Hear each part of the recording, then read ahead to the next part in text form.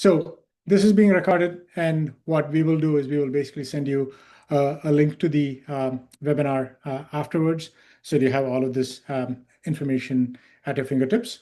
So if you have any questions, feel free to basically drop the questions throughout the call, and we'll definitely walk through them towards the end of the discussion during the Q&A session.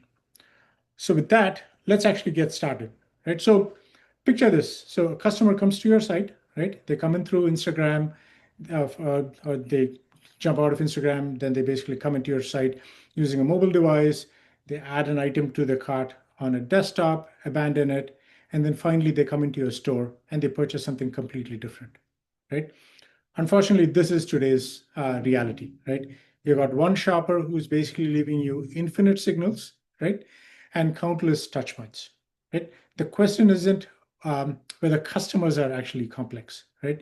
The question is, how do we go about meeting them in the middle, right? And make some meaningful information about the beautiful mess that the customer has left behind, and actually deliver some customer excellence. And how do we actually then take them through the shopping journey and help them, convert at the end, right? So let's look at how brands actually think about it, right? Most brands, what they do is they optimize individual touch points in isolation, right? But when you look at winning brands, right, they understand that the journey that a customer takes is truly the strategy. They look at all of the data points that customers actually leave on their site as inputs, and they actually use that to help drive the strategy that actually helps make them a winning brand, right? So a lot of them actually, when you talk to brands today, right, a lot of them actually have their email,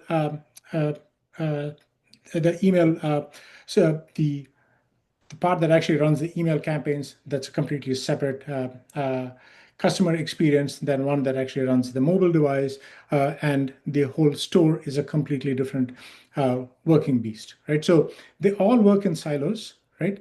And the customers, when they actually come to your site, they don't look at you as these different silos. They actually look at you as a continuous brand, and they want a seamless experience, whether they come in through your site through an email, through the mobile device, or they actually walk into your store, right? So today what we're going to do is we're going to actually share lessons from brands that have actually mastered the whole journey life cycle. And we're going to actually talk about how they've actually taken the journey first personalization, and they've actually delivered measurable results. So at the end of the webinar, so hopefully you'll actually walk away with these 4 takeaways, right? So the first is you're going to actually learn about how to create memorable moments, right? Instead of just conversations with your customers.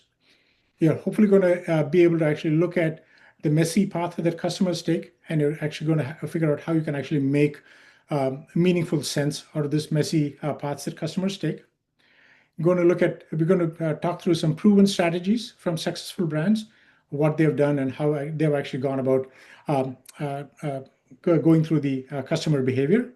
And then finally, you'll actually walk away with certain actionable takeaways that you can actually implement on your site within the next week or so, right?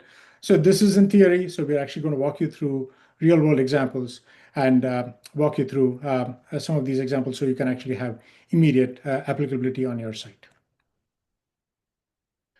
So before I hand it off to Joe and Cal, I'll just touch on one last thing, right? So the way we actually look at the customer journey, right? So we break it down into the 4 C's, right? The first is around context, right? Every customers actually land on your site, right? And they land through multiple touch points. Some may actually land through Instagram, some may actually go through Google, and they may actually land on your site.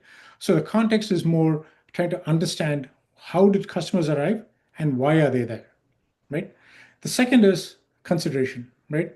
So when you look at customers who actually come to your site, they actually leave certain signals on your site, right?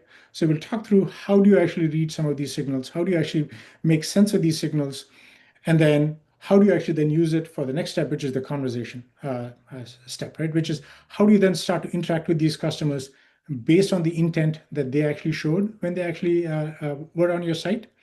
And then finally, how do you actually take all of this together? How do you build seamless experiences across channels to help the customers through their journey, right? So with that, I'm going to hand it over to Joe, who's going to actually first walk through some of the examples and actually walk through what is it that they did and how they actually went through the shopping journeys on their site. Thanks so much, Gopal.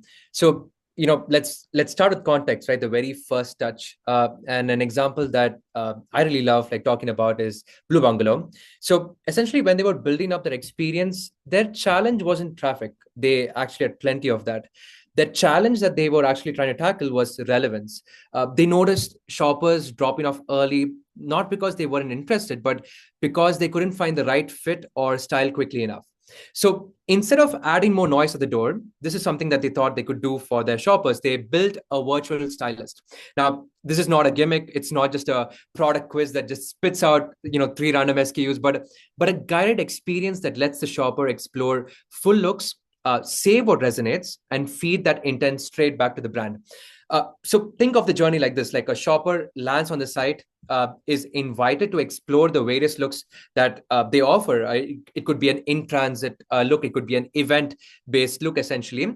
And with one click, they can actually save the looks that they like. And that single action, like even if it's very simple, that save my look action does two things at once.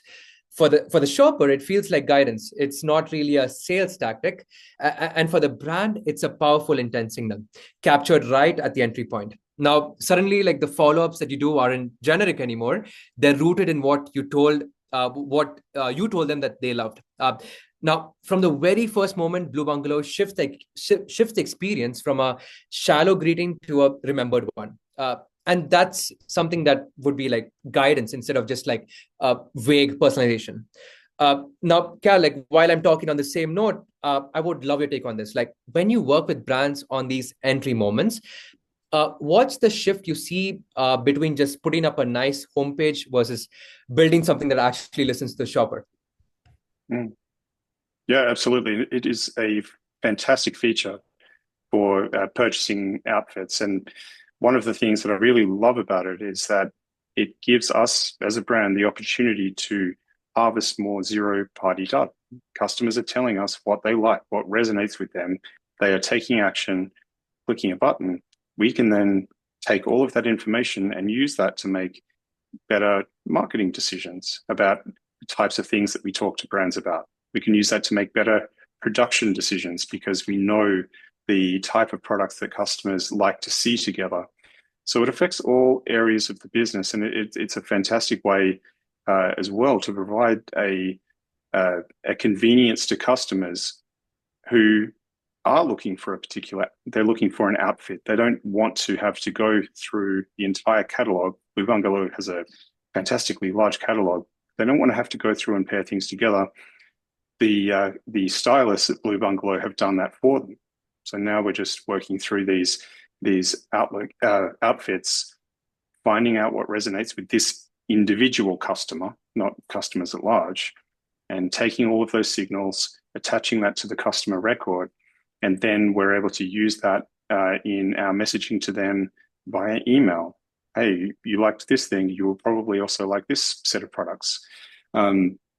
Ultimately, we're looking for ways to find both the implicit and explicit signals from customers, capturing them all, and then feeding that back into the business to provide a better experience. Now, in this case, this is a great use of modern technology.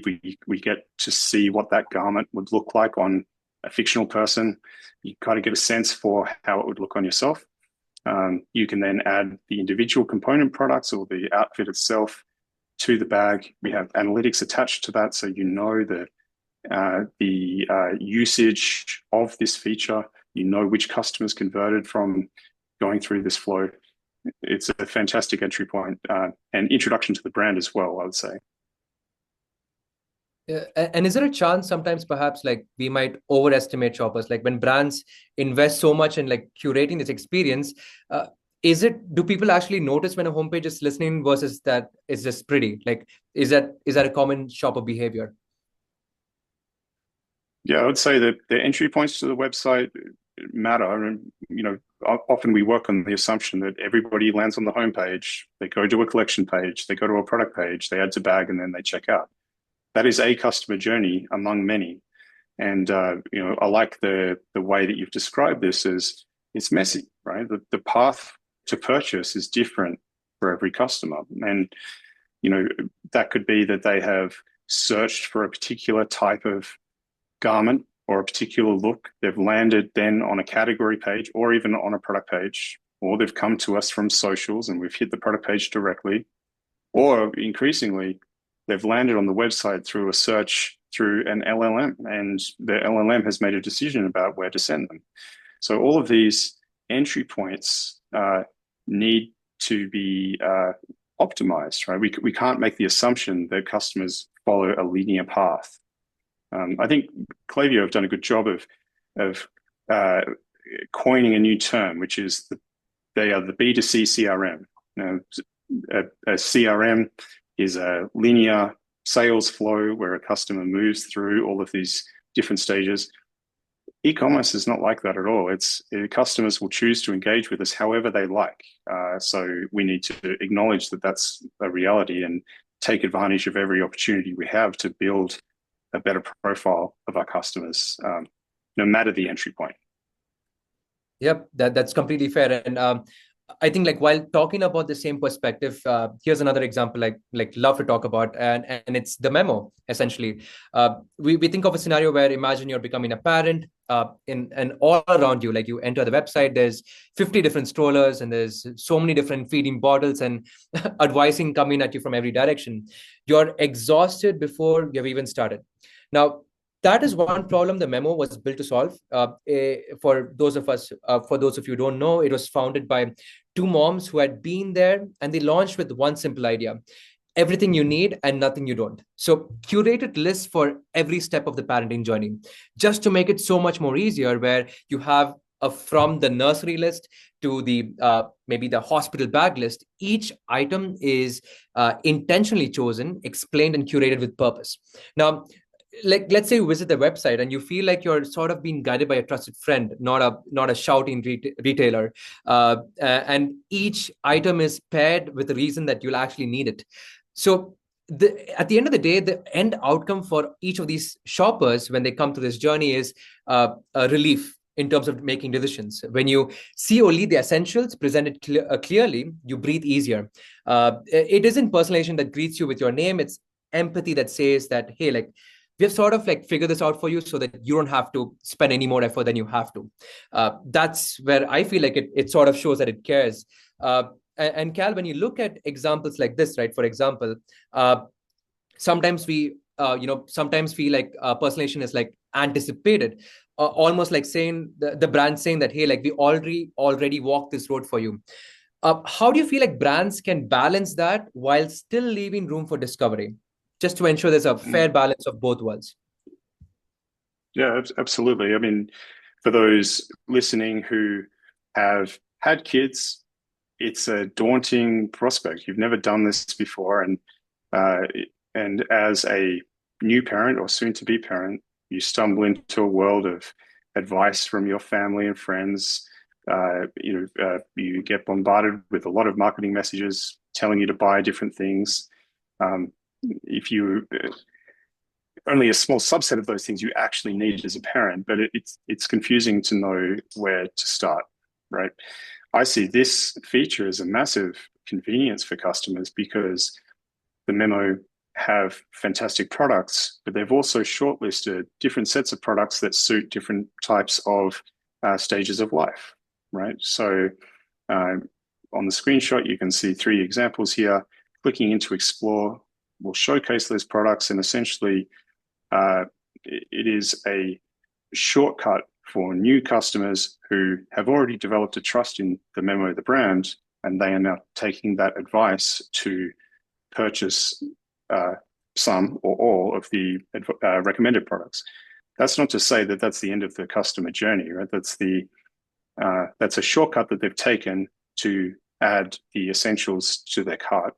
And from that point, it's all about discovery, right? So now they've been introduced to the brand, and this may happen on this purchase or subsequent purchases, because I can tell you from experience, there's a lot of time to wait as you're waiting for the child. And so there's a lot of time spent researching. There's a lot of time spent. Let me give you a specific example. Buying a pram, right?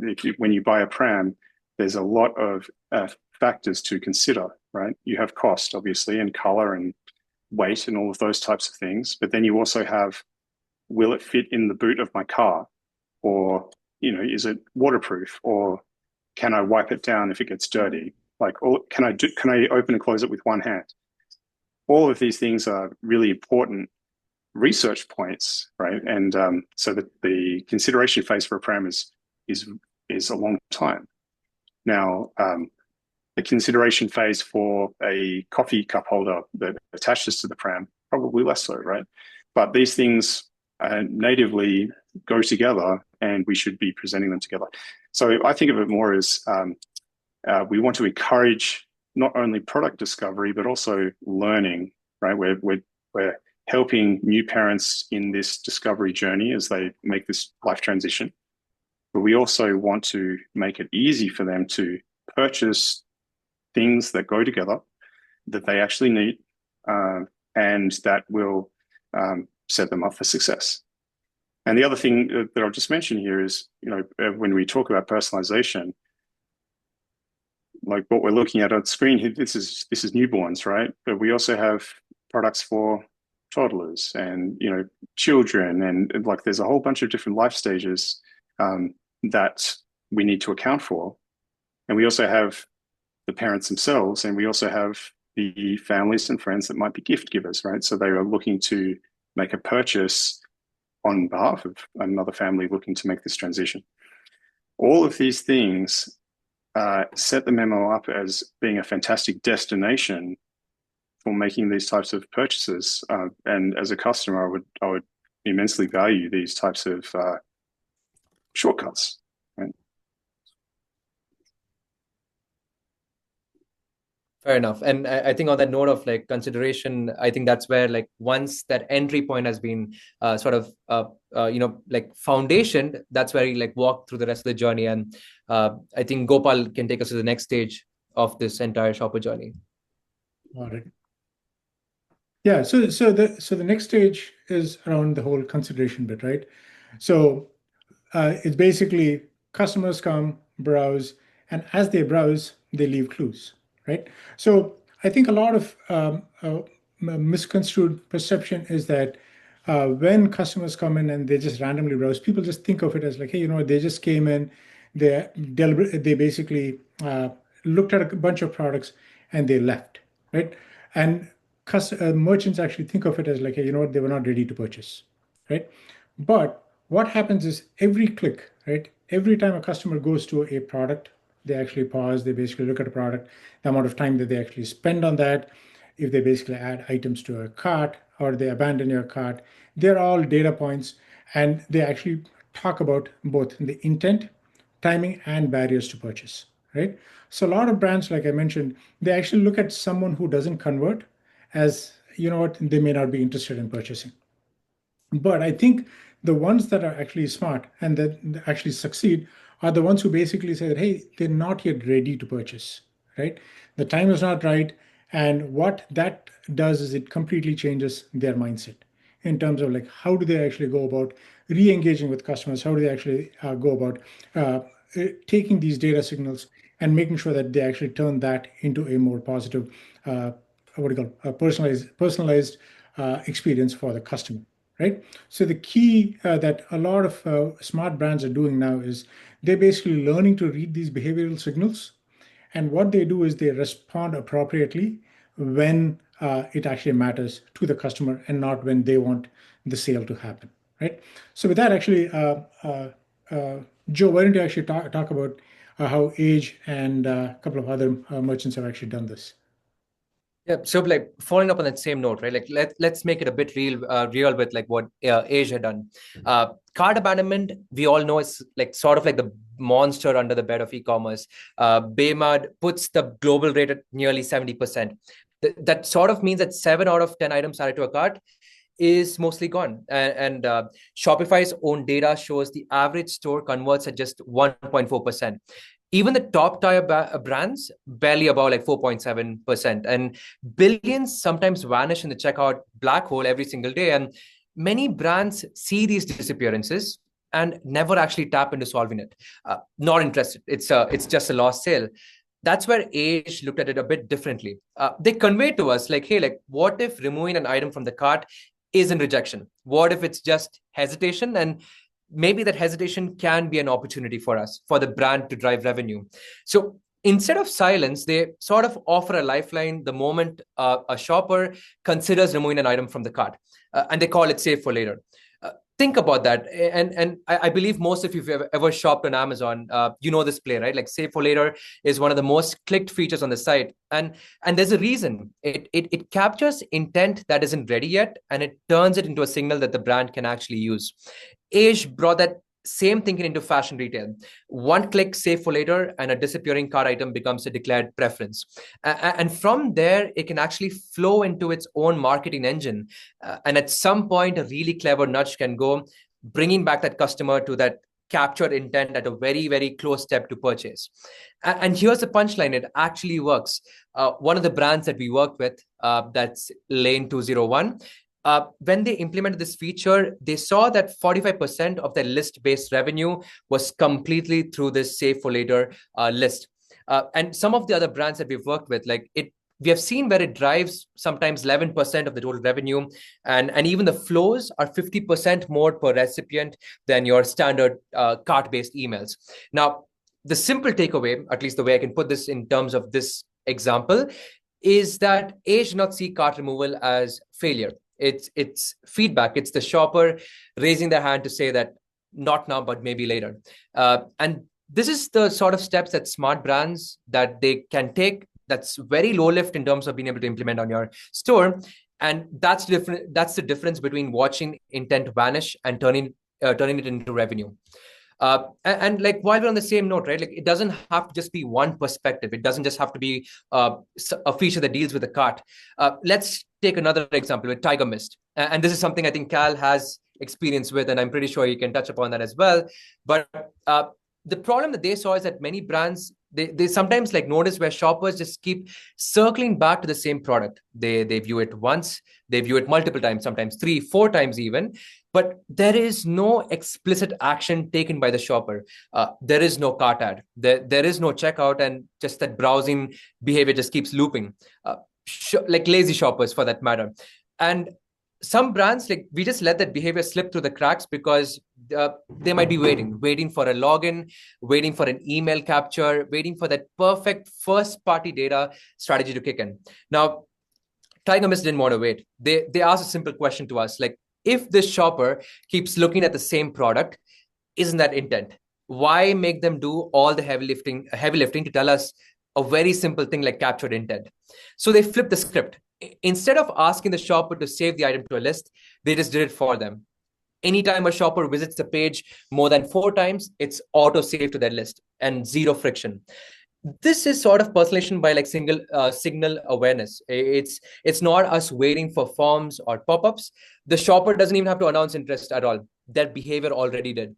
And the best part is once you capture this intent that might not always be explicit consent, like explicitly acted on by the shopper, you can then act on it. You can send a gentle reminder, a back in stock alert, and even surface that item again at the right moment. That it's a very small tweak again, like both these features, be it a cart-based list push or even just auto adding items to the list.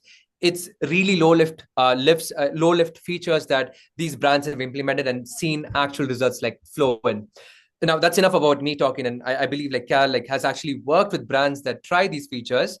I have a question for you, right? Like Tiger Mist and Age, they basically showed you don't need perfect data. You don't need to wait for the perfect data. You can just act on the signals that you already have. Now, what I want to understand is like, Cal, like when you work with all these brands, why do brands sometimes cling so tightly to the fantasy of a perfect data set? And in your experience, how do you coach them to take action with the messy signals they already hold? It's right in front of them.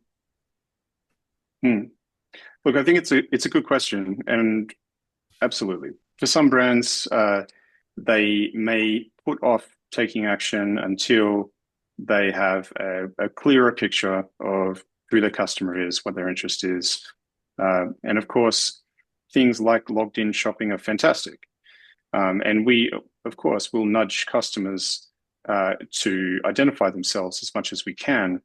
But we also need to be comfortable playing in the murky space where we may have some signals that indicate a particular preference. We need to be comfortable to interpret them as such and potentially take some action. So in the case of age, I think it's a fantastic idea to be giving customers the option to move things to a wish list. They may have added things that they like to their cart. They've already shown you that they like them by doing that, taking that action. But now they're making a buying decision. So they're assessing free shipping. They're assessing total cart value, all of these types of things. Moving things to a wish list is a clear indication that, hey, I can't afford this, or I can't make this purchase right now. I still want to know about this garment. We then have the capacity, well, Age has the capacity to flow that through into their standard wish listing. We know that this was a product that had come from the cart, and now we get to take advantage of all of the other nudges we can provide. Hey, this is selling through. Last units available. Price drop. All of these types of things. Reminding the customer that you've already shown us that you like this thing. Come back and engage with it. I think in the case of Tiger Mist, it's a great recognition of the fact that customers viewed this thing 3 times. They've shown intent that they like this thing. It's a surprise and delight moment to then automatically add this to the customer's wish list, so it's there for later. They don't have to go hunting through a large catalog with frequent releases. It's hard to find things. You may not remember the name of the garment, but it's saved for you, right? It's fantastic customer convenience. I think being comfortable with making decisions on an imperfect data set is important for brands, right? We need to be erring on the side of taking action where we can, because taking action means that there is more opportunity for us to close the sale, right? The customer may be leaving us a trail of signals through what they've clicked at, what they've spent, what pages they've spent time on, whether or not they've subscribed to our newsletter and so on. All of these things, they've shown us a willingness to engage with the brand. So let's accept it as such and take action. On the point you made before about conversion, I would just say, yes, consideration phase, customer might make many site visits before they actually convert in the traditional sense by making a purchase. But I always like to talk to brands about a secondary conversion, which is, well, have they opted into sharing who they are with us? Have they given us their email address? And even beyond that, are we just asking for their email address to give them a discount, or do we ask them for a fair exchange of value, right? And that would include, hey, why are you here today? Like, are you shopping for a particular thing? Any of these little questions can help us add to the richness of that customer profile that we can then use in our marketing to provide a more targeted message to that customer at the right time. So by all means, I would encourage brands to think about the actions that they could take on the data that they have. I'd encourage them to think about, are there any missed opportunities for us to be collecting more data on what the customers are doing online? And then I'd look at the tools that you already have and work out, is there a way that we can better leverage these tools with a fuzzier picture of who our customer is? Awesome. Yeah. Thanks, Cal. I think that is super useful. Let's actually jump to the next phase, which is around conversion, right? So I think when you look at the whole conversion phase, I think a lot of merchants actually think about it as, hey, you know what, I'm actually going to start figuring out how I'm actually going to communicate with my customers through email, online recommendations, or alerts. But what they actually miss is the notifications, or the way that they actually interact with their customers, right? Does two things for them. One is it actually poses the question to the customer is, do they actually believe and do they actually understand what me as a customer I am looking for? And for the merchant, they actually have the thing that they're actually trying to do is they're actually trying to actually send all of these signals to the customers so that they can help build trust, right? So they have just a couple of shots at basically making sure that they do send the right signals to the customers to help build trust. Because if they don't, then they basically have if they send the wrong signals, right, they have the potential that the customers might tune them out completely, right? So brands that actually do this really well, what they do is they basically don't look to maximize the communications with the customers, but what they do is they try and figure out what set of signals do they actually use to help maximize the value of each of the interactions, right? So with that, Joe, do you want to actually just talk through a couple of the examples? One is Meshki and the other one is Killstar? Yep, absolutely. And I think something that Meshki did with a very simple, like, back in stock alert, right? Like, it sounds simple. Brands sometimes treat it like a fire alarm. The second an item returns, they just slam the button and flood every interested shopper with alerts. Sometimes this results in it feels more like spam and shoppers could feel manipulated. Meshki dealt with it very simply. They just try to adopt a solution where they can actually add smart batching rules to actually notify these customers with care. So it's not just flooding out back in stock alerts the moment a product comes back in stock. It's ensuring the right number of people proportionate to the number of items that come back in stock actually goes out each time. So each time the notification is just so much more relevant. And sometimes that restraint feels a bit human. It feels intentional. This is just like one sort of credibility test. And if you look at another case with Killstar, for example, they had a different problem when it came to the way that they had to reach out to customers. They had different tools. They had Klaviyo for email. They had the tap card for their app. They had a solution for their wish list. On paper, the tech stack looks really strong, but in reality, it felt really fragmented. Each tool worked in isolation. Now, Killstar knew this wasn't good enough. Their audience is highly engaged, deeply expressive, but also quick to tune out anything that's like too spammy. Now, they thought of a solution by which they can actually try to make sure each different tool talks in one certain dialogue, in a cohesive conversation, essentially. And this is what they did. They decided that wishlist is not just a convenience feature, it's actually the heartbeat of their communication strategy as a whole. So now they ensure that all the right signals, be it a price drop, a low stock, a back in stock, based on these saved items, they ensured these are turned on, but that's not it. They ensured that Klaviyo handled the intelligence behind the triggers, and TapCart carried the message straight into the mobile app where the community lived. They essentially made sure all three channels spoke in like one dialogue. And we saw incredible numbers with what Killstar had done. Essentially, they saw just in 9 months of implementing these different flows across these channels, they saw around like $180,000 in incremental revenue across email and push. They noticed that shoppers were almost 5 times more likely to convert from these flows than just standard abandoned cart campaigns. The takeaway, Killstar proved that when you stop treating wishes like just a feature and start treating them like an engine of your conversation, you can unlock something bigger. And it just goes a scale higher when you actually unlock the different tools and ensures all of them talk the same language. Now, Cal, I think like this is something that you would have noticed. Like sometimes brands, they have an ESP provider. They sometimes have a mobile app provider. They have all these different, a very messy tool stack, perhaps.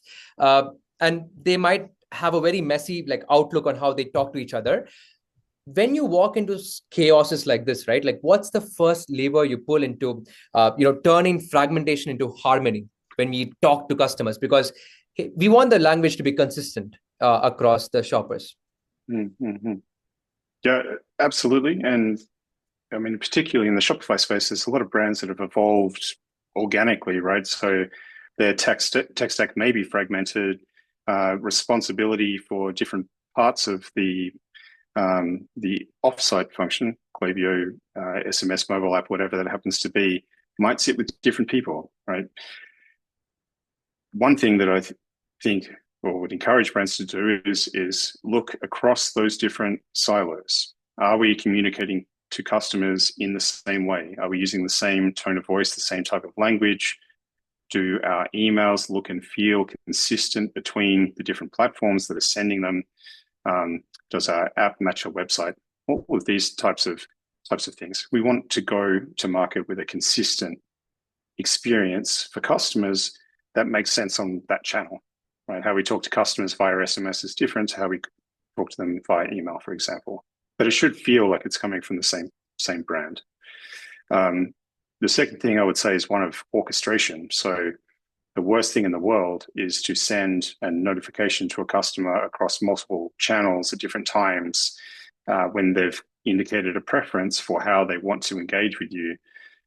So ensuring that your platforms are set up to be able to orchestrate this messaging in the right way that reflects customer preference is critical, right? We need to respect our customers, and timely reminder, given that we are approaching BFCM, and I never receive SMS messages from brands until this period. And then I'm bombarded with sale messages that I can't seem to unsubscribe from. There's nothing worse as far as tarnishing your brand's reputation than pulling the lever that quantity trumps quality, right? In the case of Meshki that you mentioned before, these messages feel targeted, they feel personalized, and they feel special. That means that they cut through, right? In amongst all of the noise, the Meshki notification about product availability is one that customers want to read, right? So I would say that bringing teams together to provide that consistency of messaging, to work out the orchestration of messaging, to respect customer preference, and ultimately meet the customer where they are, right? Customers may prefer certain channels. They may spend time on socials, spend time on web. We don't want to be putting all of our eggs into one channel when the customer is clearly not there or not interested in that channel. So I would say respect customer preference, but also respond to the signals that they are sharing with you as far as how they are choosing to engage with your brand. So, Cal, to that point, have you actually seen certain communication channels work better than others? For example, I mean, is SMS something that you would actually what do you call it, nudge people to start using, or would it actually just still be use the existing email channels and then start to use, like, for example, push notifications if they use certain apps like Tapcard? I would say that any preference for customers should be respected. So, which is a bit of a non-answer, but let me explain why. Customers will have a clear preference for how they would want your brand to communicate with them. And for some customers, they are very happy to receive push notifications on their phone telling them about a sale event or product availability, this kind of stuff. Not for me, though. I'd turn all of that stuff off, because for me, I'd much prefer to receive an email. The thing is, we have all of these options available to us as brands, and we can choose to enable that as a channel, but we also shouldn't put all of our eggs in one basket. So SMS is quite an easy one for a brand to move into. If they are already on a platform like Klaviyo, it's quite straightforward for us to start harvesting or collecting phone numbers and then start to use SMS as a channel. It's a great channel when used properly. I think in Australia in particular, we seem to be very cautious when it comes to SMS, as far as, we don't want to look spammy. No one should want to look spammy, right? Just because it's SMS doesn't mean that it's spammy, though. Look, there's many ways that we can use SMS as part of a multi-channel campaign as a great customer convenience. It's timely. It shows up on your phone. You can be linked to become a two-way conversation these days. There's a lot of opportunity in that platform, and particularly as we get into MMS and being able to send imagery. Imagine having a one-to-one conversation with your store staff that you have a relationship with, and they've received a new collection. They've sent you photographs saying, "Hey, I think you'd look great in this. Do you want me to put one aside for you?" Like all of these types of things, fantastic features of a great customer experience, I would say. Cool. So finally, the last what do you call C that we talk about is the whole connection bit, right? So the way we look at it is your customers basically don't think of your channels in silos, right? So the fluidity between desktop, mobile, email, social, and physical stores, they all matter to your customers, right? So the unfortunate part is most brands still organize themselves across these different channels, right? And they have a very disconnected experience, which kind of frustrates customers. So when you connect these touch points, so one remembers and builds on the previous interaction, personalization transforms itself and it becomes more of a feature on your site than something that is actually bolted on, right? So that's where the whole magic happens and customers feel like they have one continuous conversation. They actually added something. They actually looked at a product on your website. They walk into the store and the sales agent is able to actually, have a conversation with the products that you actually looked at on the store. So with that, there are a couple examples. One is Princess Polly, Majori, that Joe is going to talk us through. Yeah, and like we've stated, the experience should follow the shopper, and many times the shoppers can be frustrated if that simple thing is not like connected as they expect it to be. Let's look at Princess Polly. About 3 years back, the team noticed something very troubling. Shoppers were adding items to their wish list on the desktop, and then they switched to the mobile, and they have to just start over. Nothing carried over, and this was a very real problem that customers actually started complaining about. And think about that for a second. It's not that the shoppers do not want the brand. They did. They were very invested enough to keep adding items across multiple places, but the brand wasn't keeping up. That's where Princess Polly tried something where they ensured that they connected the Tap Card app to the Swym's wishlist backbone, so that every action, whether you're on desktop, mobile, or in-app, became part of the same story. Now, regardless of where the shopper goes, whether it's whichever medium or whichever channel, he can ensure that he can still receive that back in stock SMS on that item that he saved when it matters most. That's not 3 separate interactions. That's actually one connected journey. And this can go like in multiple different dimensions as well. Like Gopal mentioned, another example was Ruby. Picture this, a shopper just enters into a boutique, finds something they love, but the size is out of stock. Now, out of convenience, they ask the sales associate, like, can I just sign up for an alert when it's back? Now, this tiny moment is actually like a trust test. They're sort of putting faith in the brand. Will you remember me the moment I walk out the door? And that's where, unlike most retailers, Ruby worked on something where they ensured that whenever they do capture that intent in store, whenever they leave, that back in stock alert can still reach them. These are like simple takeaways where recognition can actually beat automation. It's an evidence of care, essentially. And something that's my favorite, where essentially Marjorie just like closes the entire loop on the entire picture. They came to us and the ask was simple, like, hey, we need a wish list. Now, of course, we got it running on their site. And their next big question was, we have so many stores. How do we bring that same memory into the real world? Now, here's today how it works with Marjorie. Anytime a shopper builds her wish list online, adding items that she loved, she walks into the Marjorie store, near whichever store that she wants to, and at the counter just straight up says that, hey, like, I've got some items on my wish list. Can you get them for me? And that from that moment, the associate can actually pull up all the items on an iPad, walk her through those pieces, guide her through what's in stock, and make the sale feel effortless. So regardless of whether it's online signals remembered in store when they walk in, or even in-store signals following the shopper all the way back online, the idea is that each touch point should build on the last until the shopper stops thinking, hey, like I'm on the website or I'm on the store, but just feels that the brand knows me. This brand gets me wherever I go.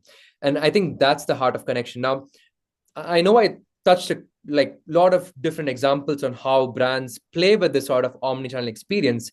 And sometimes I feel like we sort of throw this word around like jargon.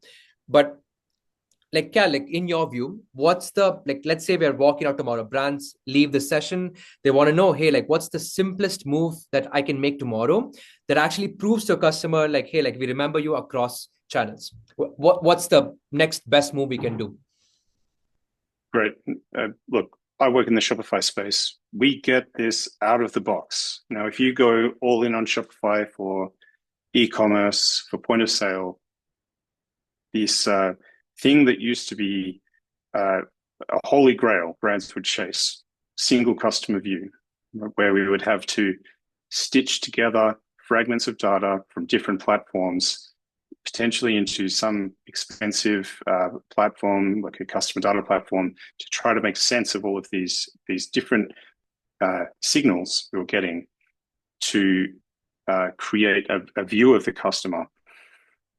I mean, these things are very difficult to do and very expensive and very slow to realize value on that investment. Shopify's kind of solved that in the sense that we can now use Shopify for e-com and POS, and we have a single customer view out of the box.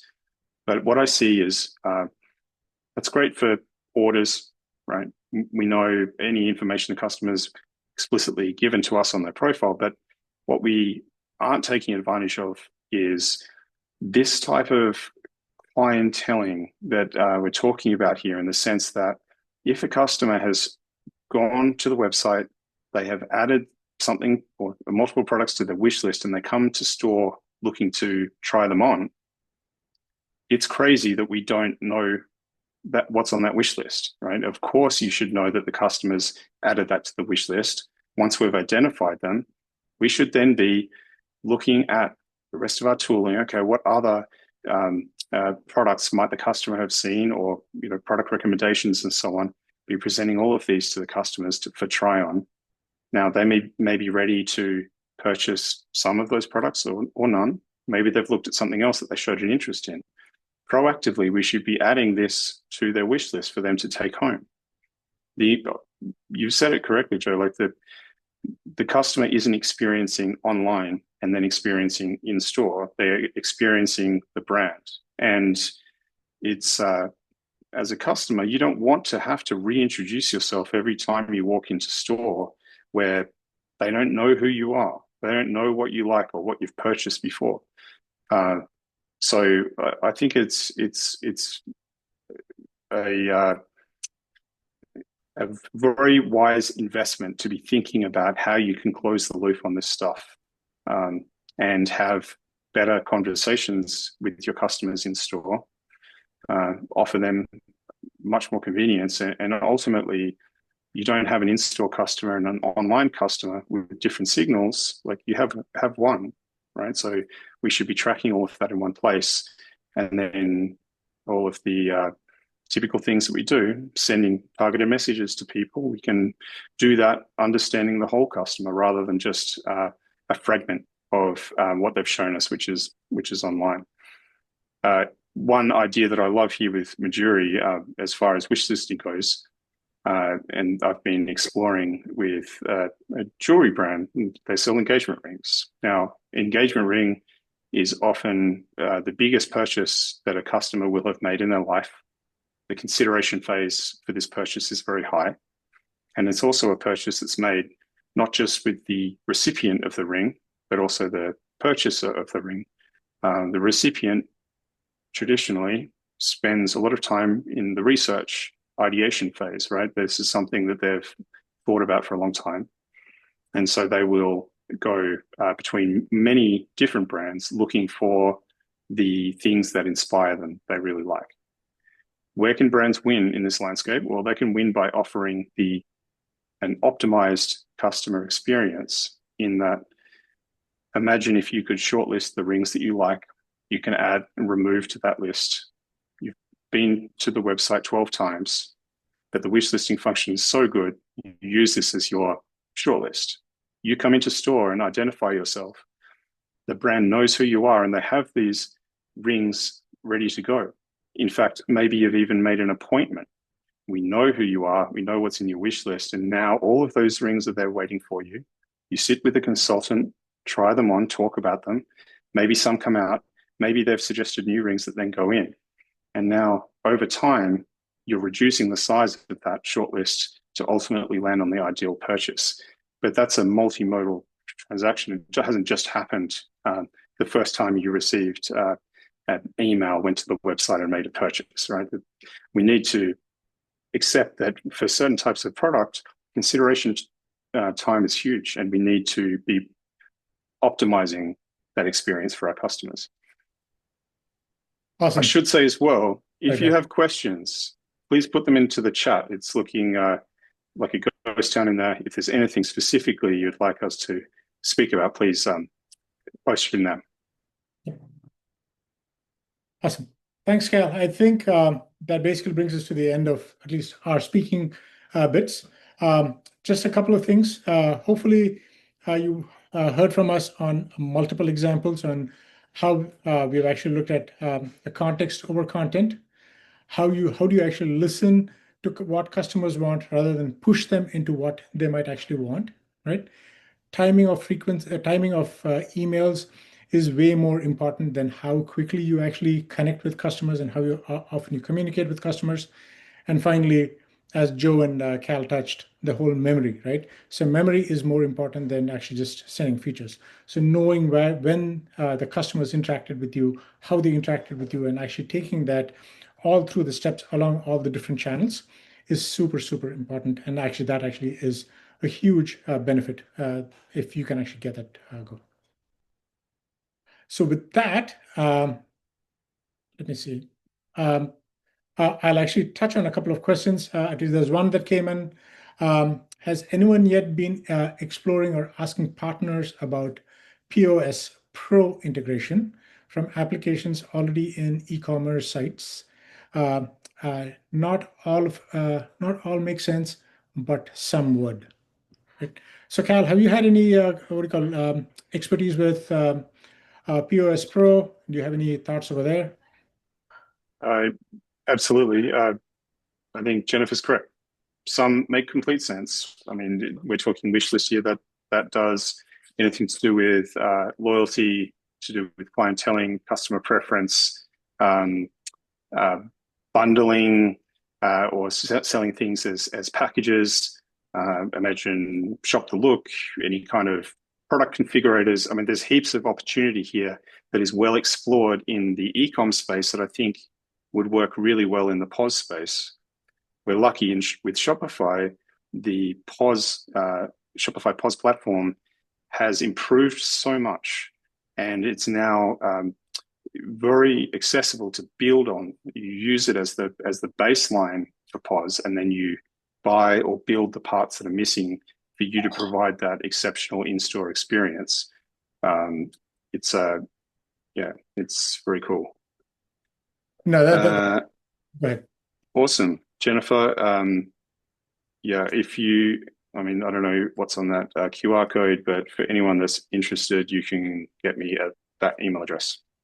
Yep. That QR code does, I believe, take you to Cal's email address, but you got Cal's email address. You can definitely reach him out there, or you can actually reach out either to Joe if you're a brand that is actually looking to set up an audit call, we can actually help you set up the audit calls, and we can actually connect you with Cal as well.